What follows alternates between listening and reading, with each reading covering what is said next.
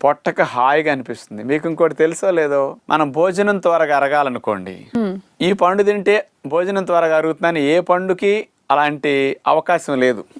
అందుకని డైజెషన్ త్వరగా చేయించడానికి బొప్పాయి బాగా ఉపయోగపడుతుంది.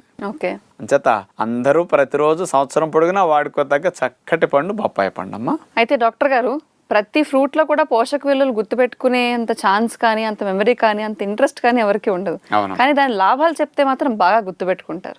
మరి అందుకే బొప్పాయిలో ఉన్న లాభాలు ఏంటో మన ప్రేక్షకులు వివరిస్తారా? ఈ బొప్పాయిలో మొట్టమొదటిదమ్మా, ఇందాక జీర్ణక్రియకి అన్నా కదా, అందులో పెపైన్ అనే ఎంజైమ్ ఉంటుంది. ఇది ఆహారం త్వరగా జీర్ణం అవటానికి బాగా ఉపయోగపడుతుంది. ఫస్ట్ లాభం అది. రెండోది, బొప్పాయిని గనక నెత్తికి పెట్టుకుని ఆ పేస్ట్ ని స్నానం చేస్తే కండిషనర్ గా జుట్టుకి బొప్పాయి చాలా బాగా ఉపయోగపడుతుందని సైంటిఫిక్ గా ప్రూవ్ చేశారు.